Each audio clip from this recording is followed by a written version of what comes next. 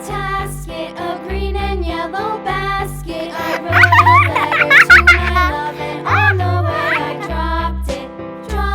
I dropped it, and on the way I dropped it. A little boy, he picked it up and put it in his pocket.